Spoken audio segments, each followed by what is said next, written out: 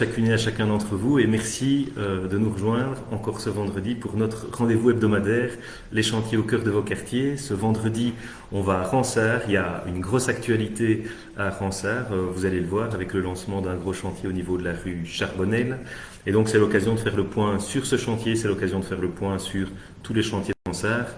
Et puis, généralement, sur les actualités des travaux à Charleroi et des travaux dans vos quartiers. Vous êtes nombreux à nous rejoindre chaque semaine. Et donc, n'hésitez surtout pas à mettre vos commentaires. Je les vois ici en direct sur mon autre écran. Et donc, j'ai le plaisir d'interagir avec vous. Donc, beaucoup de personnes ont déjà posé des questions avant le live de ce vendredi, en préparation. Je vais essayer d'y répondre de la manière la plus détaillée possible. En une demi-heure, à mon avis, il y a tellement aujourd'hui que je vais un peu déborder. Mais n'hésitez pas aussi en cours de route à poser vos questions. C'est avec grand plaisir que je vous retrouve. Vous êtes en train de nous rejoindre et ça fait plaisir, comme tous les vendredis, de pouvoir interagir avec vous. Hier, on avait une réunion de quartier à Ransart. Beaucoup de gens m'ont dit c'est beaucoup mieux de faire des réunions en présentiel avec le côté humain plutôt que par Facebook. Je continue à penser quand même que par Facebook c'est intéressant parce que ça nous permet de communiquer avec chacun d'entre vous à distance, aussi pour certains de voir le replay, et ça nous permet aussi d'étayer la présentation avec quelques slides comme on peut vous l'intégrer aujourd'hui. Pascal Verstraeten nous salue, et donc je salue moi-même Pascal Verstraeten. Je vous salue tous et toutes. Et je démarre avec, non pas avec Ransart, mais quelques actualités brièvement de la voirie. À l'Aude-Linsart, la rue Van den Dorpel, le chantier était en cours, vous voyez l'avant-après, ça fait du bien dans ce quartier, on n'est pas loin de Marie Curie. C'est notre 417e chantier terminé, donc le compteur avance. Si vous allez sur mon site ericgoffard.be, vous verrez, on a une sorte de boulier compteur qui nous permet de rue après rue de voir où on en est. Et donc 417e non pas à l'Aude-Linsart, il n'y a d'ailleurs pas 417 rues à l'Aude-Linsart, mais 417e chantier sur le Grand Charleroi en tant que tel, c'est pas mal. Hein. Donc il y a à peu près 2500 rues à Charleroi, donc on progresse. 417e chantier terminé, c'est pour l'Aude-Linsart. Il y en a d'autres qui sont en cours, notamment le faubourg de Charleroi à Gosselies. Comme vous le voyez, c'est devant le collège Saint-Michel. La sous-couche a été posée hier. Sur le côté, donc comme vous le voyez à l'écran, sur la gauche c'est le collège Saint-Michel, sur la droite c'est le côté rue Teiss, rue de Jumet. L'objectif du dossier c'est de sécuriser les abords du collège Saint-Michel et de toutes les personnes qui circulent dans le quartier. Et puis aussi de fluidifier le trafic. On sait à quel point cet endroit est un vrai problème en termes de mobilité dans Gosselies, et donc on va essayer de le résoudre. Le chantier avance bien, la concertation avec toutes les parties prenantes se fait parfaitement. C'est la rentrée des classes, bonne rentrée d'ailleurs à tous les élèves, à tous les enseignants et à toutes les familles qui ont des enfants qui reprennent l'école. Et notamment sur le dossier ici au faubourg de Charleroi, on est vraiment dans les temps avec l'entreprise Travexploit. On va bientôt basculer, comme vous le voyez à l'image. Ici, on est sur la partie gauche. Il va y avoir une berme centrale. On voit les éléments en béton.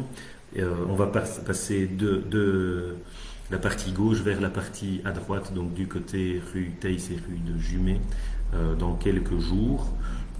Les étapes ici, on a posé la fondation ciment et la sous-couche devant l'école et on achève le réaménagement de cette partie de la voirie.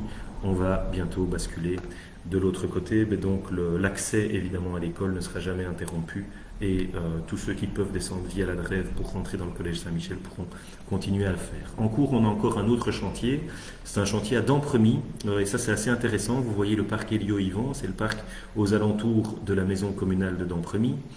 Les travaux sont menés en coordination avec Ores et on remplace l'éclairage du parc depuis quelques jours. Là, on est en train de placer les câbles et donc on va bientôt mettre 25 nouveaux candélabres, les poteaux, avec un éclairage LED important, agréable pour les personnes qui fréquentent le parc, pour un budget de 140 000 euros. C'est un parc de 2 hectares. Il y a l'administration communale qui est au milieu, le château Roisin, et puis on est en train évidemment de rénover autour de là. On a lancé la rue Paul Janson et on lancera dans les prochains mois la rénovation de la rue Joseph Rauters, qui est très attendue à Dampremy, mais donc pour le moment on s'occupe du parc. Et voilà le nœud de ce dont on va parler aujourd'hui, la rue Charbonnel. Rue Charbonnel, Le lancement des travaux va démarrer. Vous voyez un peu l'état de la rue Charbonnel. Personne ne discutera sur le fait de rénover cette voirie. Elle en a bien, bien besoin. Et donc, on va lancer les travaux très prochainement. Merci à celles et ceux qui nous rejoignent. On va lancer les travaux très prochainement. On a fait une réunion de quartier hier. Il y avait une 60aine de personnes. Donc, merci pour la participation. On était sur le parking de l'Intermarché. Merci pour votre participation. On a pu donner toutes les explications relatives au chantier, mais enfin je les répète ici pour les personnes qui seraient intéressées et qui n'auraient pas pu participer hier soir à la réunion. Le début du chantier, ce sera dans le courant de la semaine du 13 septembre, à voir si ce sera le 13 précisément, mais en tout cas dans la semaine du 13 septembre, on est parti pour lancer un chantier qui va nous occuper pendant un certain temps au niveau de la rue Charbonnel. Ce sont les équipes qui aujourd'hui travaillent à la rue des Carabiniers qui vont switcher le 13 septembre. La rue sera terminée et ils vont switcher au niveau de la rue Charbonnel. Début de la semaine du 13 septembre. Quel type de chantier? C'est un chantier, c'est la rénovation en profondeur de la rue. Un chantier de façade à façade avec la réfection des trottoirs, avec la rénovation de la chaussée, placement de nouvelles bordures, les éléments linéaires, les filets d'eau. On remplace 40 avaloirs, donc c'est vraiment un gros chantier. Comme vous le voyez, c'est un chantier qui coûte très cher, plus d'1 600 000 € au niveau de l'adjudication du marché. Donc c'est un montant assez important, mais qui, à mon avis, est nécessaire. Et il est cofinancé par la région wallonne et par la ville de Charleroi dans le cadre du Fonds régional d'investissement des communes. C'est un dossier sur lequel on travaille maintenant depuis des années. On aurait espéré le lancer plus tôt. L'SWDE a été amené à faire des travaux complémentaires pour intervenir sur les conduites et les raccordements particuliers. Ceux-ci sont maintenant achevés pour leur plus grande partie et donc on va pouvoir lancer le chantier sur lequel nous travaillons depuis un certain temps. C'est un chantier qui va durer 300 jours ouvrables. Alors 300 jours, c'est un délai qui est un délai prévu par le cahier des charges, mais ce sera peut-être moins de 300 jours. Il arrive que les entreprises travaillent plus vite que ce qui est prévu, vraiment. Beaucoup vont sourire en se disant c'est pas vrai, généralement ça prend plus de temps. Il arrive assez souvent que nos chantiers prennent moins de temps que prévu parce que l'entreprise a décidé d'y consacrer plus de moyens humains et matériels et donc parce que elle a d'autres chantiers sur le feu et qu'elle veut avancer vite. Donc très clairement, il est possible que on soit à moins de 300 jours. Il est aussi possible qu'on soit à plus de 300 jours ouvrables pour de bonnes raisons, parce qu'il y a des intempéries, parce qu'il y a des contraintes techniques qui étaient imprévisibles, ou pour de mauvaises raisons, l'entreprise n'avance pas assez vite et donc elle réclame des délais complémentaires.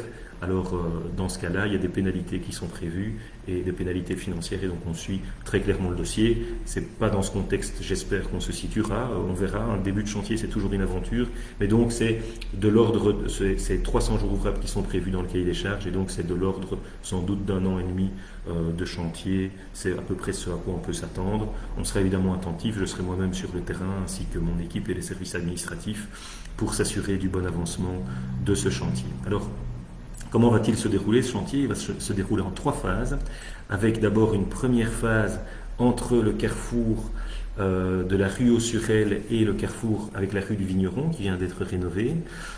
C'est la dernière partie de la rue Masdiarbois.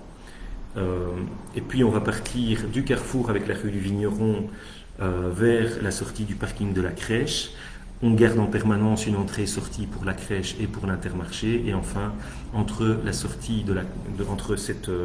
à peu près au niveau de l'Intermarché et la rue de Gossely, on avance et on fait toute la partie nord. Donc 3 phases. Le timing des 3 phases dépendra évidemment de l'organisation du chantier.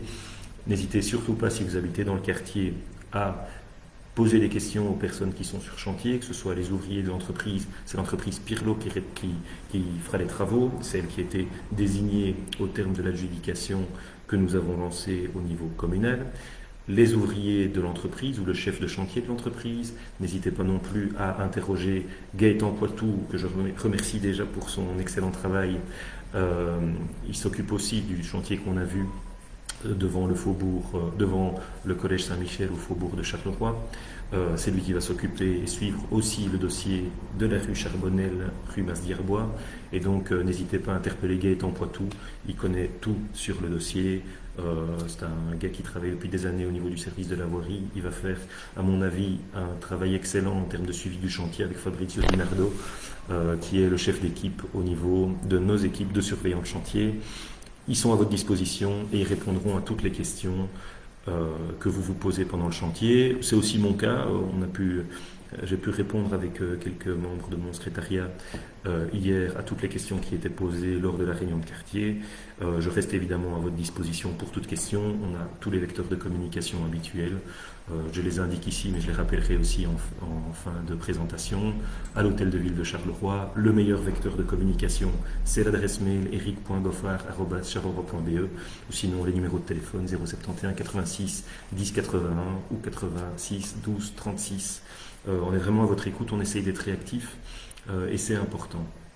Allez, avant de passer à Ransard, je vais quand même saluer les personnes qui nous ont rejoints entre-temps parce qu'elles sont nombreuses. Pascal Verstraeten, Rudy Dullier, merci. Vanessa, Michel Segers, bonjour Christophe Alexandre. Christophe est un des membres très actifs du secteur Nord qui s'occupe notamment de Ransard et donc je le remercie pour son travail ainsi que ses équipes.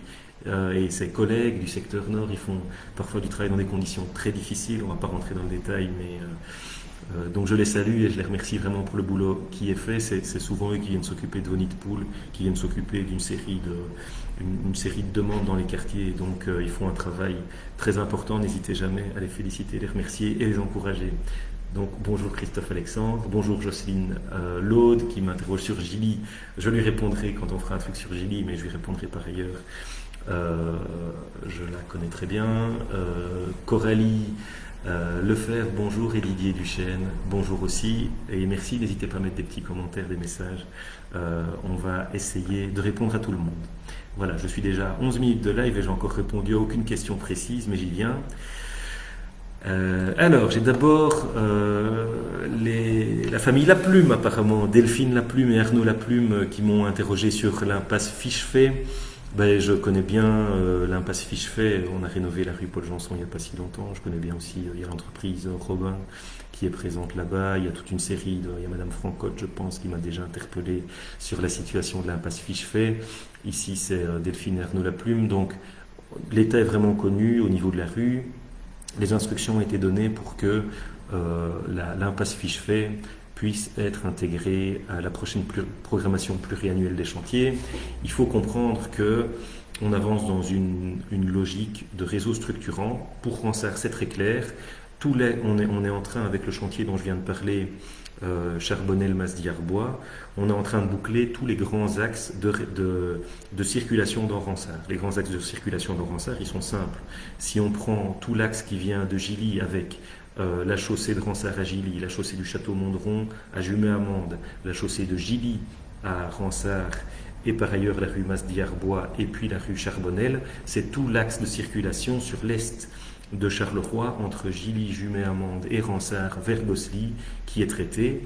Toutes les rues dont j'ai parlé sont aujourd'hui achevées ou en cours de traitement. Donc tout l'axe chaussée de Gilly, chaussée du Château-Mondron, chaussée de Ransard, et donc aujourd'hui Charbonnel et Masdillarbois, tout ça a été rénové au cours des quelques dernières années. On a rénové à Paumé, on a rénové Vigneron, on a une programmation, j'y viendrai, pour Station. Donc on commence vraiment sur tous les grands axes à y voir beaucoup plus clair. On peut attaquer des voiries un peu secondaires. Typiquement, on est en train d'achever la rue des Carabiniers. L'impasse Fichefay fait un peu au même titre que la rue des Carabiniers, fait partie de ces rues qui peuvent, une fois que le réseau structurant, le réseau communal structurant est traité, qui peuvent être traitées dans une optique de rénovation complète de Ransard. Vraiment, j'entends parfois des commentaires sur Ransard, mais je pense que parmi les 15 anciennes communes de Charleroi, Ransard est vraiment une des communes qui a bénéficié du plus grand nombre de rénovations au cours des dernières années, et donc on va continuer, et l'impasse Fichefay va pouvoir être intégrée à la demande. Joël Neuhard m'interroge sur le pont Malaise. Le pont Malaise, donc, c'est la propriété d'Infrabel. Il y a une quote-part communale pour le financement de la voirie qui passe sur le pont Malaise, mais c'est d'abord un ouvrage qui dépend des chemins de fer et donc d'Infrabel. La question a déjà été posée précédemment par rapport à la circulation avec la rue Georges Lemoine, la rue Paul Pasture. On est vraiment attentif, on sait que c'est un nœud en termes de sécurité routière. Ça a été communiqué à Infrabel, qui a passé le marché avec l'entreprise qui a réalisé le chantier, qui était l'entreprise de Coq. Et donc il y a quelques dernières modifications qui doivent être apportées. Les informations ont été communiquées à l'entreprise et on suit le dossier étroitement avec nos services communaux, mais sachant que le pont n'est pas de propriété communale, qui dépend d'Infrabel, et c'est Infrabel qui est en direct avec l'entreprise qui dépend qu'elle a mandaté dans le cadre d'un marché public pour la rénovation du pont, qui par ailleurs est une réussite en tant que telle. C'est effectivement un endroit où c'est assez étroit, mais ça contribue au ralentissement du trafic sur tout l'axe que j'ai oublié de citer d'ailleurs, qui a aussi été rénové complètement, rue de Soleilmont, rue Paul Pasture, jusqu'au carrefour de Masdierbois. Voilà pour Madame Neuard. Alors, plusieurs personnes, ça c'est un dossier très problématique qui revient très souvent avec Magali Moucheron qui m'interroge régulièrement, qui m'a encore interrogé à ce stade-ci, par Facebook, par mail. Il y a aussi Madame Coppens, Madame Bourgault et Monsieur Stoss qui m'interrogent sur les itinéraires tech au niveau de la rue Apomée et de la station, sur la vitesse. Alors la vitesse, oui, j'entends, la rue Apomée est nouvelle et les revêtements sont bien meilleurs que ce qui n'était précédemment. L'effet classique, c'est que les voitures roulent plus vite. On a prévu des dispositifs de sécurité routière et notamment des coussins berlinois, mais il y a encore des demandes parce que manifestement il y a une inquiétude par rapport à la vitesse. À ce niveau-là, il y a une demande qui a été faite à la commission trafic mobilité où siège la police pour avoir une analyse post-chantier. On fait toujours une analyse de la vitesse avant le chantier et après le chantier, parce que la nature de la mobilité et de la circulation évolue en fonction de l'évolution, de la qualité des revêtements et des rues. Et donc, parfois, il y a plus de voitures qui roulent plus vite. Et donc, on refait une analyse après chantier pour voir s'il n'y a pas lieu encore d'améliorer la situation. Le dossier est sur la table de la CTM. Moi, ce que je demande en tout cas, c'est qu'on procède à des contrôles de police par rapport à la circulation sur la rue Apomée. Et puis, je suis en train de travailler avec les équipes pour prévoir l'acquisition d'un gros volume de radars préventifs. Mon expérience d'automobiliste, je pense être un automobiliste normal, à mon avis, dans la grande moyenne des gens. Un radar préventif, c'est pour moi ce qui aide vraiment à lever le pied. Il y a beaucoup de gens qui roulent trop vite parce qu'ils sont distraits et puis ils sont à 60, 65 en agglomération. La limitation de vitesse c'est 50. Quand on a un radar préventif qui indique la vitesse à laquelle on roule avec un bonhomme qui est fâché ou un bonhomme qui sourit quand on respecte la règle et qui nous aide à nous rappeler la vitesse à laquelle on roule, à titre personnel c'est le type de dispositif qui fonctionne le mieux parce que ça ne sanctionne pas et ça incite une très grande majorité des automobilistes à mon avis à se dire ah zut je roule trop vite, il faut lever le pied. Pour le reste, quand il y a vraiment des excès fréquents et trop importants, rien, là il faudra sanctionner et donc là on est attentif à ce que la police puisse intervenir. Alors dernière chose, la question des itinéraires tech. C'est une question qui relève de la mobilité, donc je sais qu'on donne l'impression de se renvoyer la balle d'un échevin à l'autre, mais moi je suis l'échevin des travaux, je fais des travaux, et donc sur la question de la mobilité, c'est mon collègue Xavier Desguin qui est en charge du dossier, donc il doit assurer toute la stratégie de mobilité avec Fréreuse Game, Apomée, station, comment on circule, quels sont les itinéraires à privilégier pour les bus, donc j'entends qu'il y a beaucoup de récriminations aujourd'hui, je vais encore revenir vers mon collègue pour qu'on puisse essayer de trouver une solution à cette question qui relève de la mobilité et des transports en commun et donc qui relève de cet échevin. Voilà. Je veux saluer quand même les personnes qui sont arrivées depuis. Didier, Sandro Aceto, bonjour. Virginie, Bourgault, voilà. N'hésitez pas à mettre des commentaires, vous êtes nombreux à nous rejoindre. Nadège Caillot. Nadège Caillot m'interroge sur la rue de la Bassée. Serait-il possible de penser à un ralentissement pour limiter le passage de la rue de la Bassée? Beaucoup de passages pour une rue qui n'est pas principale, les gens roulent trop vite, il y a des camions, il n'y a pas de trottoir, beaucoup de personnes s'y promènent, il y a un centre équestre et il y a le club de foot, donc des enfants. La rue n'est pas desservie par les bus, et tant mieux, dit-elle, peut-être un marquage au sol, des parkings, etc. Bon. On demande, la rue de la Bassée, c'est précisément une des rues pour lesquelles on est interpellé à échéance régulière. On envoie d'ailleurs les équipes du secteur nord, Christophe Alexandre qui est avec nous en sait quelque chose. On envoie souvent les équipes du secteur nord pour s'occuper de sécuriser le réseau. La rue de la Bassée, j'ai demandé aux équipes de l'intégrer à la programmation pluriannuelle des travaux. Si vous allez sur ericgoffard.be/travaux publics, vous verrez la programmation pluriannuelle des chantiers telle qu'elle est prévue aujourd'hui. On la met à jour chaque année avec le collège communal, et donc à la prochaine mise à jour, je solliciterai l'intégration de la rue de la Bassée pour une rénovation, avec un type de rénovation qui est encore à définir. Ça, il faut en discuter avec l'ensemble des collègues. Alors, j'ai choisi l'image en fonction, puisque je suis interrogé par Opticien, par M. Hubert et par Josette Mayer au sujet de la rue de la Station, où on m'indique que voilà, il y a un morceau de la rue de la Station qui n'a jamais été fait entre la rue Gomain-Roux et le croisement rue Apomé. Est-ce qu'on peut avoir autre chose que des rustines? La question est posée par plusieurs personnes. Ça fait partie des prochains dossiers qui sont prévus pour un rabotage pose et un remplacement du revêtement. C'est ce qu'on a fait à la rue de Soleilmont il y a quelques années, c'est ce qu'on a fait à la rue de la Station il y a quelques années, à la rue Longue il y a quelques années, et donc la rue de la Station et le tronçon que vous indiquez sera traité de cette manière-là pour assurer une amélioration de la qualité des revêtements. J'y ai circulé moi-même il n'y a pas si longtemps et je ne peux que vous rejoindre sur le constat qui est formulé. Florian Eck m'interroge sur la rue de la Verrerie. Quand est-ce qu'elle va être faite? Les murs adjacents à la rue menacent de s'effondrer, elle est dans un véritable état, catastrophique sans doute, veut-il dire, sans oublier que les arbres poussent au-dessus de la voirie, ça rend l'endroit encore plus insécurisant. Je demande, c'est un peu comme pour la rue de la Bassée dont on vient de parler il y a quelques instants, je demande qu'on l'intègre à la mise à jour du plan route, ça se fait au mois de mars, donc on a bien pris note et on verra dans quelle mesure la rue de la Verrerie peut être intégrée. Concernant la gestion des arbres et de la végétation, ça, on transfère au service nature en ville pour que un suivi soit fait et qu'on trouve une solution. Bonjour Françoise Lani, bonjour Louisa Perini. Clorinda, oui, à mon avis c'est le nom de famille de Monsieur de Luciano. Clorinda, rue de Soleilmont.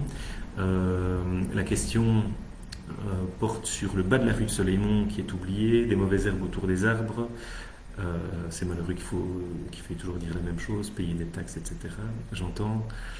Mais tout ça, ça relève de la gestion de nature en ville. Tout ce qui est le revêtement routier est en bon état, sauf si vous me dites le contraire, mais je pense que c'est le cas.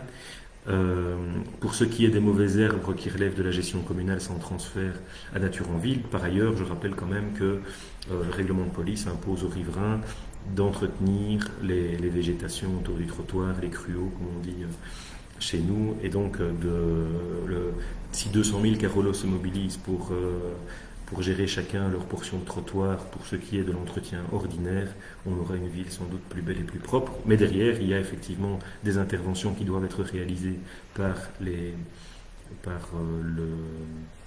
la ville elle-même, et donc ça en transfère au service nature en ville, pour que ces interventions puissent être réalisées et suivies des faits. Alors, M. Johan Berger me pose la question, à nouveau de la rue de Soleilmont, sur la question des trottoirs.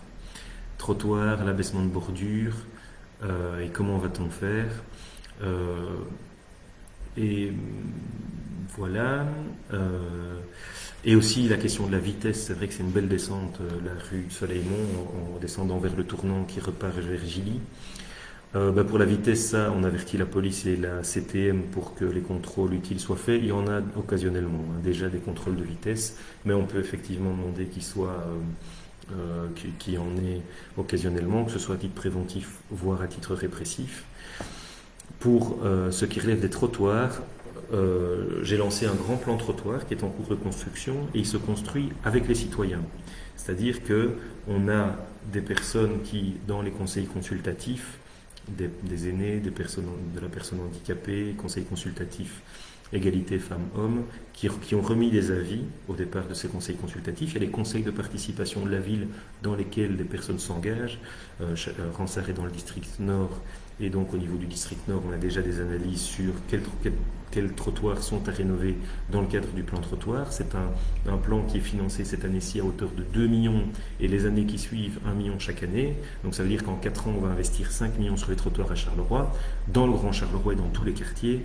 Et donc, s'il y a des trottoirs spécifiques à construire ou à rénover, ce marché-là va pouvoir servir à cette fin-là, et donc on prend bonne note pour la rue de Soleilmont de la demande qui est faite d'intervenir sur les trottoirs parce qu'effectivement ils sont vraiment pas en bon état.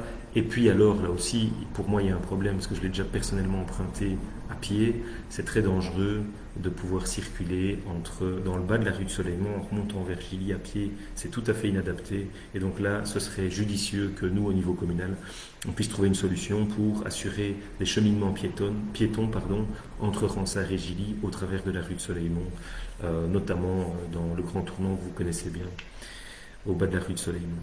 Voilà. Pascal Verstraeten et Fabrice Van Coppenol m'interrogent sur la rue Haut-sur-Elle. Avec tous ces travaux, la rue Haut-sur-Elle va être impactée par les déviations et pour assez longtemps. Qu'en est-il de la vitesse qui est déjà bien souvent excessive dans la rue? Et on me pose la question des casse-vitesses à la rue Haut-sur-Elle, c'est devenu une autoroute. Des casse-vitesses, c'est à voir. En tout cas, je vais demander à la police de faire des contrôles. La police m'accompagnait hier à la rue Charbonnel, rue Masdiarbois, pour expliquer les dispositifs qui seraient mis en œuvre en cours de chantier. Et donc, ils sont évidemment très attentifs à la sécurité sur chantier, mais aussi sur les voies de déviation. Quant à l'état de la rue de Charbonnel, on pourra voir dans quelle mesure. Elle a été rénovée il y a quelques années, mais on m'indique que le revêtement commence à se dégrader à certains endroits de manière importante. Dans quelle mesure on peut, sur un dossier plus léger de rabotage et pose d'un nouveau revêtement, il y a lieu d'intervenir sur la rue Charbonnel. Voilà. Mais je signale la situation à la police et l'inquiétude à la police pour que les contrôles nécessaires puissent être opérés. Bonjour Françoise Francotte, à mon avis vous arrivez en cours de live parce que j'ai déjà parlé de vous et de votre impasse un peu plus tôt. Je vous inviterai à voir le replay. La réponse se trouve un peu plus tôt dans la présentation. Merci à chacune et à chacun de me rejoindre et de mettre des commentaires. Et donc Françoise Francotte, il y a plutôt des bonnes nouvelles. On va l'intégrer dans la planification pluriannuelle des chantiers au niveau de l'impasse Ficheville. Alors, Monsieur Marceau Altrui, m'interroge sur la rue Longue. À quand les trottoirs de la rue Longue? Je suppose, me dit-il, à la semaine des 4 jeudis. Bon, voilà. Non, on va essayer de ne pas faire ça la semaine des 4 jeudis. Je vais demander à nos différents services, comme je l'expliquais ici pour la rue de Soleilmont, d'intégrer ça au plan trottoir. Il y a un plan trottoir sur le Grand Charleroi qui est en cours de déploiement, et donc à voir si on est en capacité, au départ de notre plan trottoir qui est financé cette année, je le rappelle, à hauteur de 2 millions d'euros, d'intégrer les trottoirs de la rue Longue. Il y a des contraintes techniques qui peuvent se poser, donc on soumet le dossier à l'analyse en fonction de toute une série de contraintes liées à l'SWDE, liées à nos impétrants, etc. Mais globalement, on a la possibilité de rénover des trottoirs. On va voir si on peut le faire pour la rue Longue. Donc merci pour votre question. Si d'autres personnes ont d'autres sujets liés à la gestion des trottoirs, n'hésitez pas, vous revenez vers moi, eric.goffard@charleroi.be.